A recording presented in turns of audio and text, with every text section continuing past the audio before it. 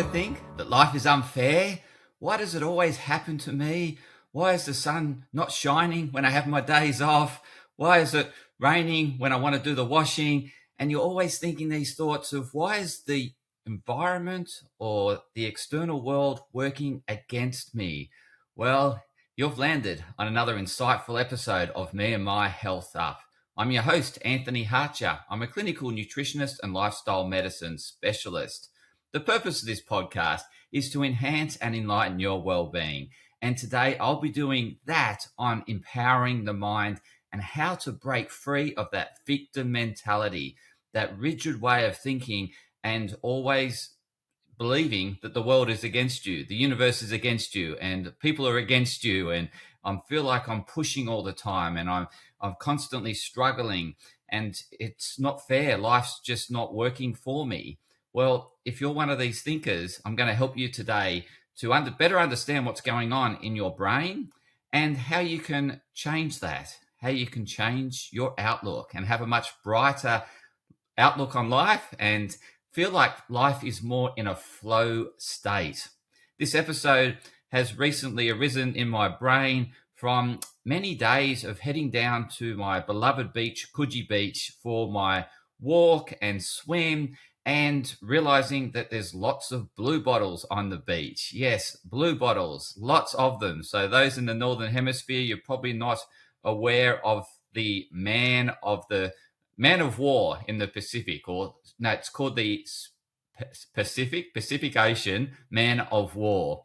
It's known as a blue bottle in Australia, and they are a kind of jellyfish, which we're going to talk a bit more about in terms of what they are, because they very much have driven the basis of this episode. So I'll be sharing a little bit more about blue bottles, but I just wanted to share the story in terms of what happened. Well, I was down at the beach, I saw the blue bottles and thought, if I go for a swim, there's a likelihood and a fairly high likelihood that I'll get stung because there was lots of blue bottles along the shoreline. So high probability that I go in and get stung, and I know what it's like getting stung by a blue bottle. I've been stung many times before, and it's an enduring pain of at least an hour. So you're really feeling the pain for an hour, and it's a really tough pain. It's not something that you can easily forget about and move on with other things. You're constantly feeling it. And I didn't feel like I wanted to put my body in a state of inflammation. I was feeling very relaxed, and I actually go down to the beach to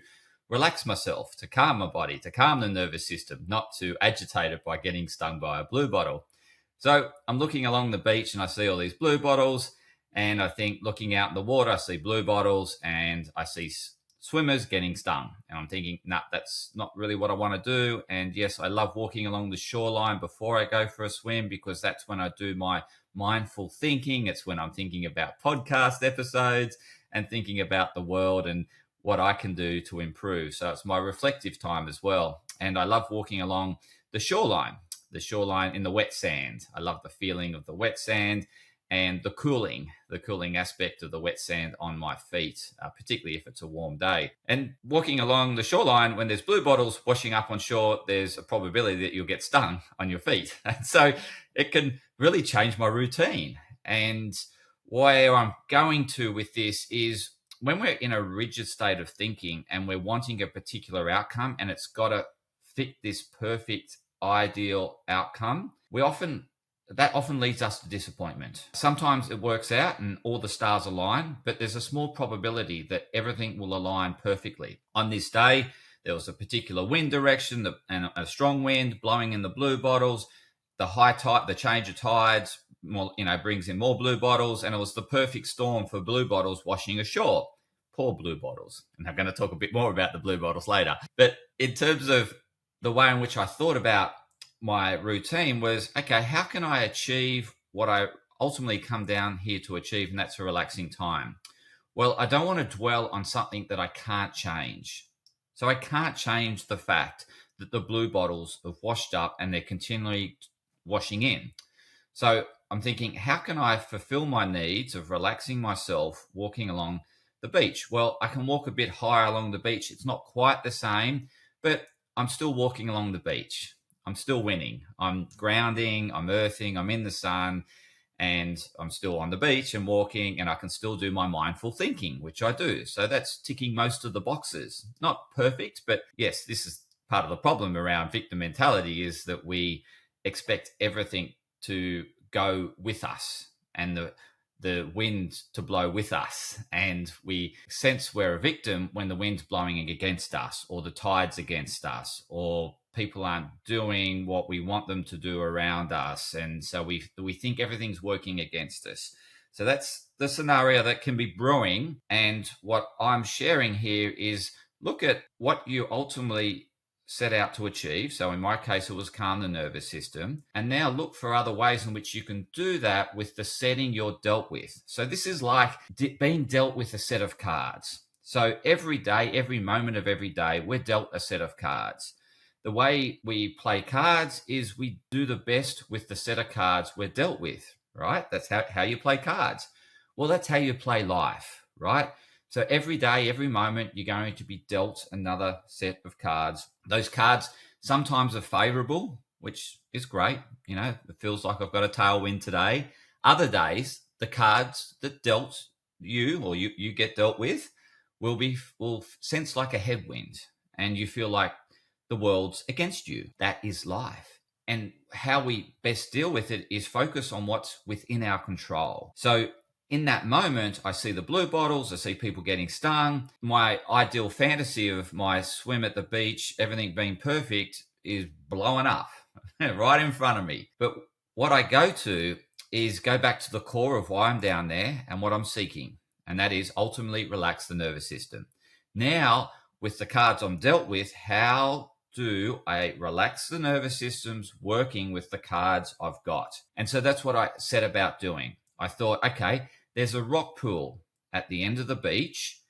There might be no blue bottles in there, or there's probably less likely because it's got a wall that the blue bottles won't be getting into the rock pool. So yes, I can fulfill my need of a swim and feel nice and relaxed in the ocean water, which I love, cooling down a bit, fantastic. So I can achieve that. Yes, I've altered my path of walking. I've taken a path of less likely to get stung on a higher watermark or above the watermark. Not ideal, not my perfect scenario, but nevertheless, I'm going to be able to do my mindful time and think about podcasts and think about how I enhance and enlighten your well-being. So I can tick that box as well. So I do my walk, I'm walking up and down, and then eventually I go for my swim, cool down, and then I head back home and either do a podcast like I have done that. I've done so today.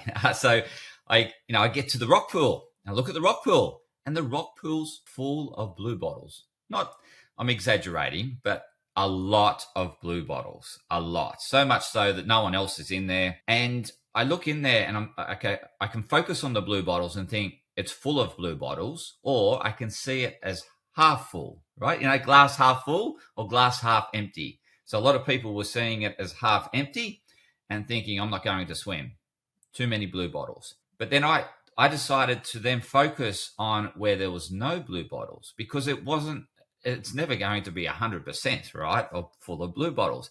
And I was watching it and observing the patterns of where the blue bottles move, because blue bottles can't control their destiny. They can control left or right, but they can't really control in or out, which is forward and back. That is very much determined by the wind and the wind velocity. And so I'm monitoring these blue bottles, monitoring the swell and seeing where they're moving. And they're predominantly moving in a certain area of the pool. Predominantly. Yes, there's some rogue blue bottles. Just like there's some rogue humans, there's rogue blue bottles that don't conform. I'm a bit of a rogue, okay? So I don't really conform well.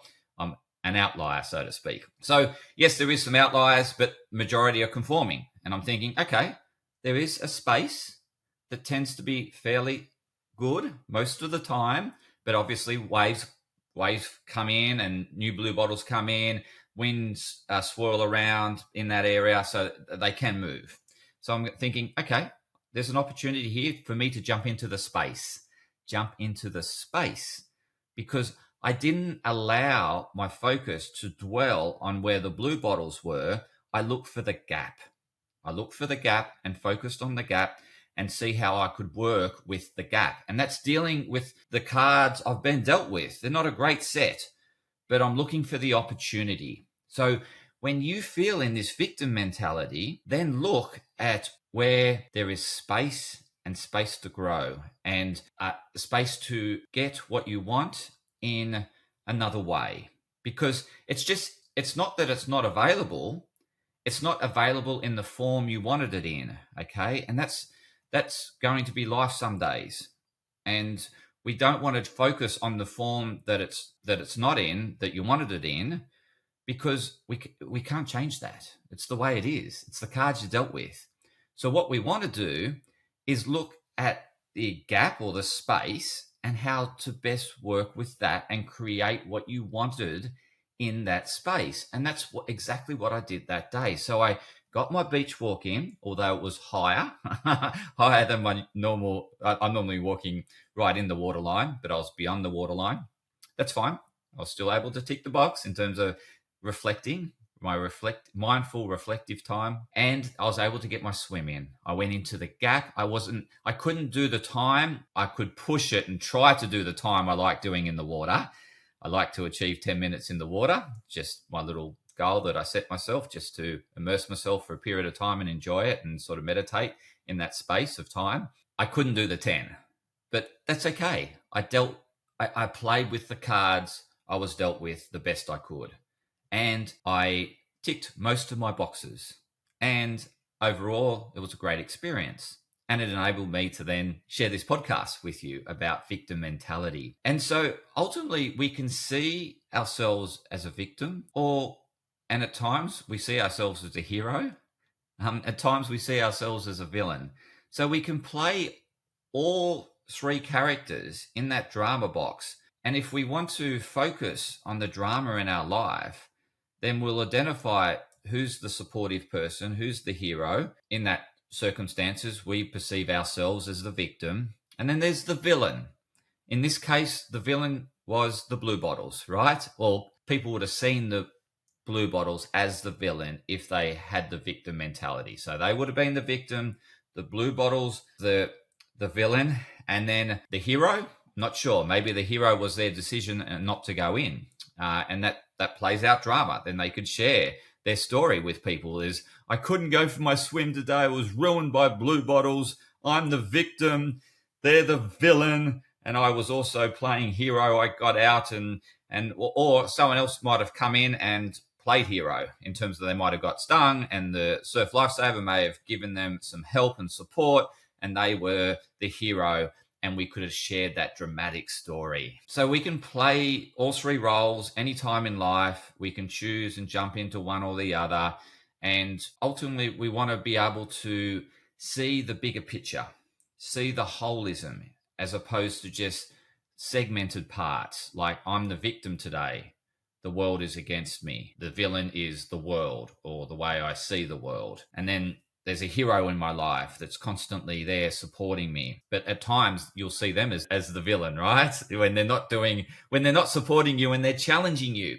So this brings me back to the analogy I was sharing around Bluebottles. So I just need to share a little bit of not history, but a bit of knowledge about Bluebottles, right? So Bluebottles are made up of 4 polyps. Okay, so they're not a single organism. They're actually a collective of organisms called zooid, right? Zooid. And that's the collectivism. And they work together as a collectivism to support one another.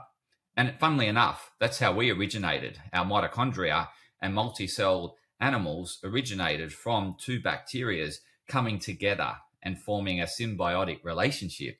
Amazing, isn't it? So in terms of the Bluebottles, you've got there's a float on top, and that's what you see on the surface is the float. It's like a balloon, like a bubble. And these floats can grow up to 10 centimeters. I've never seen one that big. I've certainly seen floats probably around 5 centimeters, but 10 centimeters is huge. So I think the 10 centimeter ones become the food or the desire of the turtles that eat them. Obviously, the bigger the prey, the bigger the prey, predator gets excited about the bigger the dinner. So anyway, so getting back to, so you got the float on top, then you got the tentacles. So the tentacles are how it feeds. And so that's how it gets its food. It eats little fish larvae. And then it's got an organism that does the digestion. So it's got an organism, also the digestion, and then it's got a reproductive organism. And they all work together in harmony to support one another, right? So that's the blue bottle. And the blue bottle can move left or right. So it can move its bottle left or right, so which helps it get its prey. But in terms of the forward and back, it's very much governed by tides and wind, right? And sometimes, unfortunately, the wind's blowing against them and blows them ashore, and they have a less likelihood of surviving on shore, on land. They have some likelihood because the high tide can pick them up and take them back out again, and then they're hoping on a certain wind direction to then blow them out to sea. So they're hoping on all these perfect things going together, like the perfect alignment of scenarios in order to live and survive. That's very much our thinking that we have when we're in this victim mentality, right? So when we're in victim mentality, we are run by the external world. We see black and white. We see either people supporting us and helping us, or we see people against us and challenging us, right? And those challenges we can perceive as the villain in our life, and then those supporting us as the heroes. And when we have that black and white mentality, that's all or nothing, that survival mode, we're very much dictated by the outside world, just like blue bottles are. They're dictated by the wind direction and the tide determines their life, really. And our victim mentality can also determine our life, because what happens with victim mentality is that if we don't get how we want things, and like that perfectionism around, okay, I've got my day off, the sun's got to be shining brightly, there's got to be no wind on the beach, the sand's got to be a particular temperature, everything is neat, and if it's not like that, then, oh no, my day's ruined. I'm a victim of circumstances, right? And so that's very much the animal thinking. And we go into our animal thinking based on fear. And so that fear mentality is very much fearing the future, or fearing that the past might arise again in the future, or experiencing or reliving the past and reliving the trauma. And so that's like the forward and back. So the forward is our future, the back is our past. And when we're in victim mentality, we'll either be living the trauma of the past, or we'll be projecting the trauma of the past into the future, or we project our fantasies into the future. And when they're not coming true, we then think that we're the villain of circumstances. But we can alter the way we see. And this is what the blue bottles have. They have somewhat governed, their destiny's governed by the environment. Our destiny can be governed by the environment when we're in animal thinking. However, we have this ability to transcend animal thinking and get into our prefrontal cortex, which is our higher level part of the brain. Our lower level part of the brain is the survival part of the brain, which is black and white. I either survive or I don't survive. I need to get the prey. If I get the prey, I've got a higher chance of surviving, and I must get away from the predator, which is I must get away from the enemy. I must get away from those people that I fear most. And so that's black and white. It's either I live or I don't, okay? We have that part of our brain, and we can choose to live in that part of that brain, or we can alter our perceptions in the way we see things and the way we see the world and the way we live life by going into a higher level of the brain. And when we step into that higher level of the brain, we are more creative. We're accessing more neural pathways. When we're in that lower level part of the brain, we have limited access to, because we're just looking for a way out, essentially, and an escape, or we fight for our life, or we're constantly chasing prey, chasing what we want. And the prey in our world is commercialism, like wanting to consume more, wanting to buy more. It's sex, it's drugs, it's chasing these things that give us temporary relief, in essence, and make us feel better temporarily. But ultimately, we can have much better control over this when we get into our higher level part of the brain, into it, the prefrontal cortex. And there we have more options to live the life that we ultimately want to live by choosing not to be a victim of circumstances and not to hold victim mentality. So the way we can free ourselves from victim mentality is alter the way we're seeing things. Just like I looked at what was my goal for being down there, And how else? So that's stepping into my prefrontal cortex.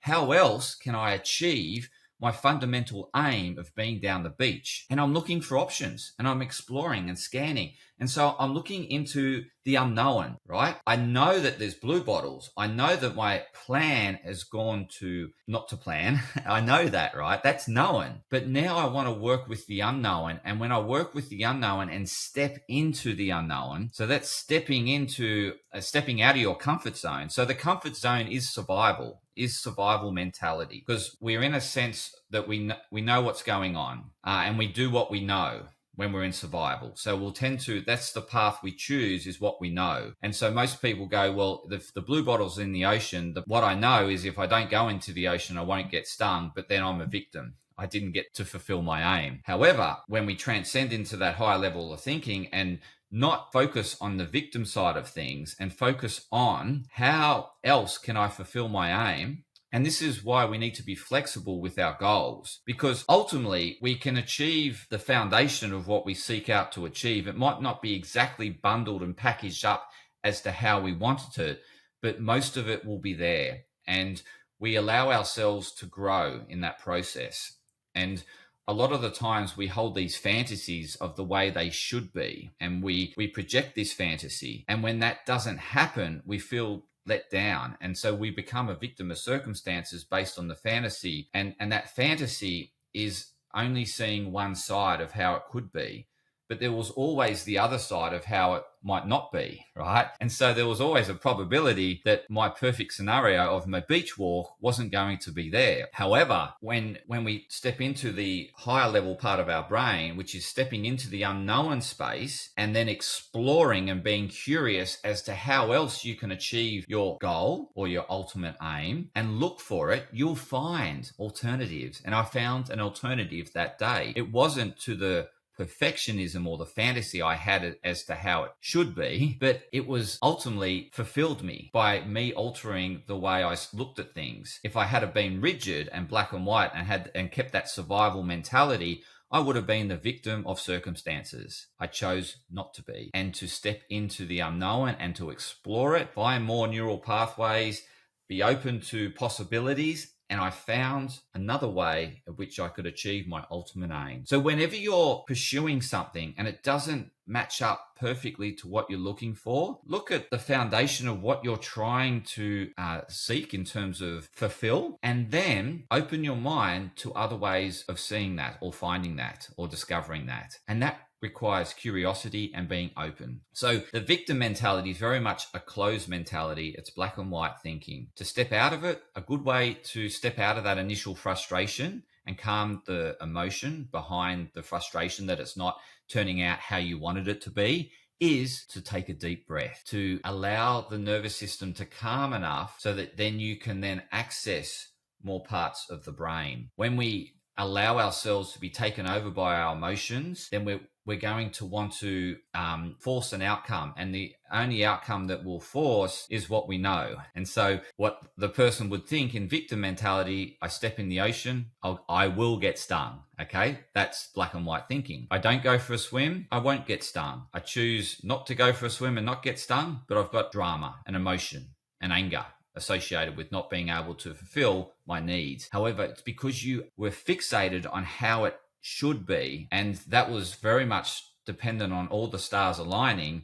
Your fantasy wasn't there, and you saw the other side of what it could be, which is your worst nightmare, and you ran away from the worst nightmare. So what we want to do is look more objectively at life and see, like, every day there's going to be challenges and supporters. There's a perfect balance. When we understand that, we actually can see and be aware of that when we're challenged, there is an equal and opposite amount of support. There might not be completely there. You may need to seek and reach out for additional help and support in order to get that better balance to meet the challenge. When you can see that you have got an element of there's an element of support here and there's an element of challenge, that is where we grow, because the challenge is there to wake us up, to help us to see new possibilities. And so when we're forced into less resources or less availability, we get creative and look for other options. when we really want what we want. So if that walk wasn't, or that little calm the nervous system that I do down at the beach, if that wasn't really important to me, I would have just let go of it and moved on. That's fine if it's not really important to you, but that walk is part of who I am.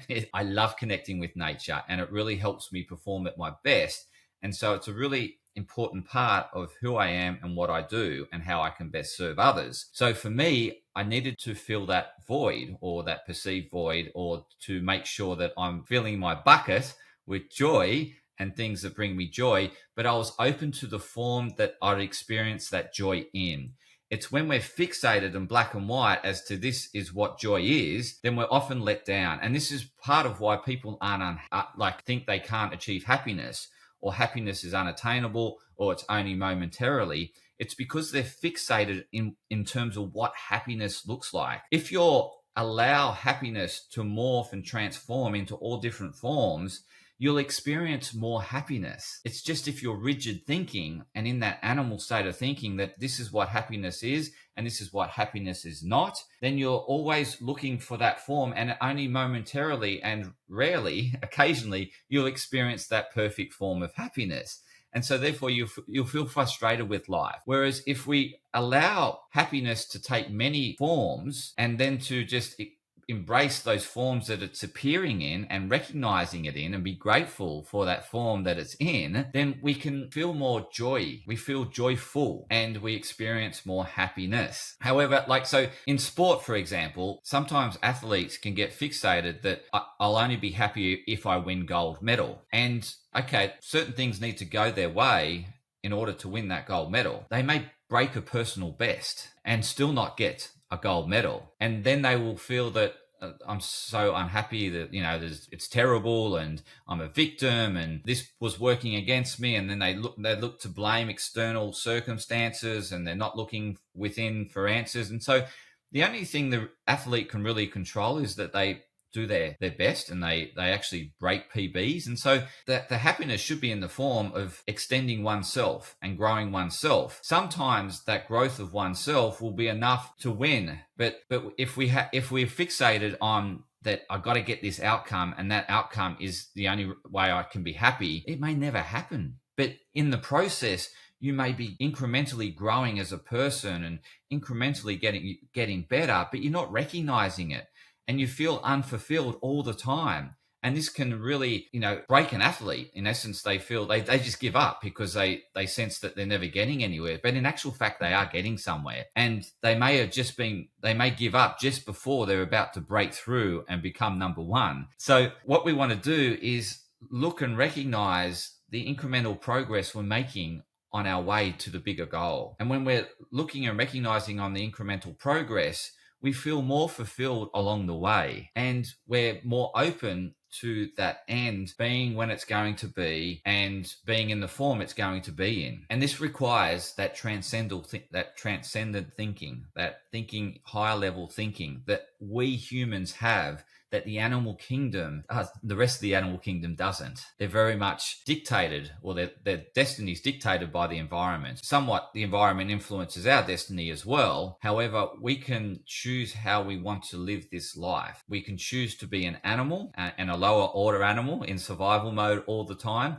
or we can choose to live a fulfilled life. And that fulfilled life is being open to how things, so being very open-minded and not fixated in the way things should be, and living in fantasy world, being open enough to allow things to come into your life, and you get more creative in terms of how you're going to find fulfillment with what you've dealt with from the outside. And you're constantly not the victim in that situation. You're always growing as the best person because you're becoming more resourceful, more creative, and you're feeling more fulfilled in that process, as opposed to thinking that things aren't working your way and the way the world should be and ought to be. And that is purely a fantasy that you're projecting on the world. And unless all the stars align, you will always feel unfulfilled with that projection of that fantasy. So what we want to do is bring the two together and realize that our fantasy is going to create our nightmare. And when we don't get our fantasy, it becomes the nightmare. And so if we understand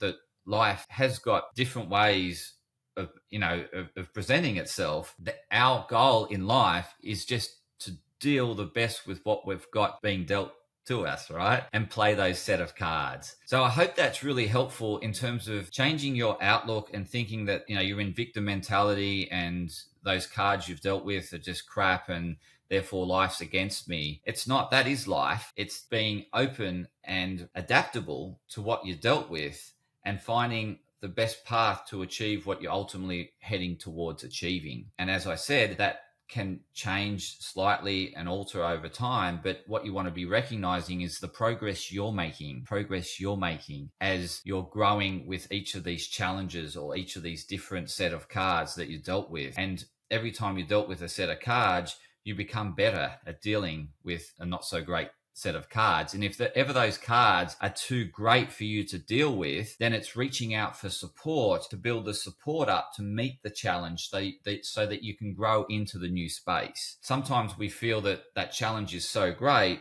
and we don't have the ability or the support around us to achieve it, and we focus on that gap. What we want to do is, how can I narrow that gap? I either change my expectations on where I want to be, or I keep that and then I bring the support up to meet where I want to be. And that can be reaching out for various people for help and whatnot. And so that will help narrow the gap and that will lower the distress. So when we focus on the gap, what's missing, then that creates distress. If we focus on our progress in filling the gap, then we step into what we call eustress. And in the sense, we feel a fulfillment in terms of stepping forward and stepping closer to ultimately what we want to achieve. So I hope that was really useful. There was a lot of information I covered in this episode. And in terms of what to take away, I think it's really important it's the way you see things. And you have a choice to see things differently. You have a choice to look for different ways in which you can get your fulfillment. And that's a choice. And it's to let go of that fixated that, happiness can only be bundled up in this way. What you want to be open to is happiness being in all sorts of forms and being able to recognize that. And that's what I did when I went down to the beach, was I was able to fulfill my needs, but in a different way. And that's how we want to go about life, is dealing or, playing those cards the best you can with what you dealt with. And that's every day. And some days you're going to feel that you've got a great deck of cards or a great set of cards. And you're thinking, oh, well, I'm feeling great. I've got a tailwind today. And other days you're going to feel like it's a headwind. But it's on the headwind days you grow, okay? On the tailwind days, it's an easy, straightforward day. But the growth comes when you're met with headwinds, okay? So I just wanted to share that insight. And the other analogy I have, and I'll leave you with this analogy, is that planes take off and land against the wind. So why do we resist it? When planes soar as a result of flying into the wind or taking off into the wind, they're able to take off because of the headwind. And we have the ability to take off because of our headwind. So I want you to think about what your headwind is and see it as an opportunity to grow, okay? And eventually it will feel like a tailwind. That once headwind will feel like a tailwind because you've grown. You've grown beyond that problem and you have capability of now dealing with that problem. And so that problem now feels like a tailwind, whereas in the previously it felt like a headwind. And that's life. We grow and we encounter new problems and we get better, and we encounter more and more problems and we find ways to resolve them. And so that's progress. And that's what you want to recognize, is that once was a problem is now no longer a problem.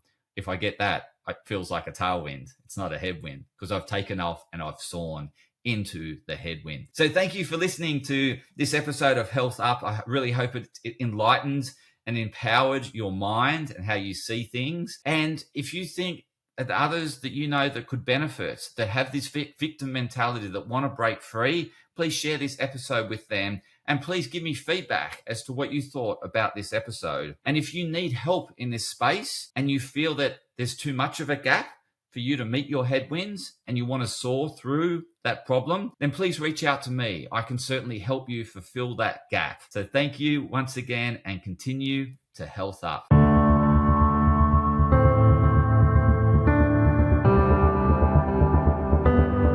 Podcast disclaimer. This podcast and any information, advice, opinions, or statements within it do not constitute medical, healthcare, or professional advice and are provided for general information purposes only. All care is taken in the preparation of the information in this podcast.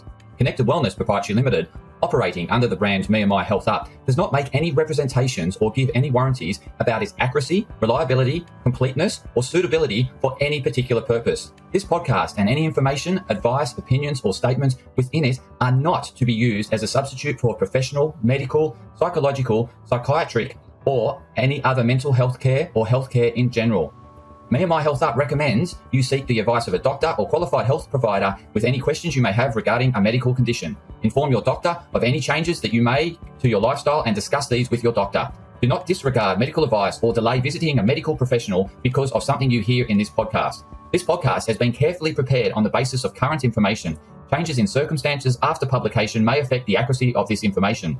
To the maximum extent permitted by the law, me&my Health Up disclaims any such representations or warranties to the completeness, accuracy, merchantability, or fitness for purpose of this podcast and will not be liable for any expenses, losses, damages incurred, indirect or consequential damages or costs that may be incurred as a result of the information being inaccurate or incomplete in any way and for any reason. No part of this podcast can be reproduced, redistributed, published, copied, or duplicated in a form without prior permission of me&my Health Up.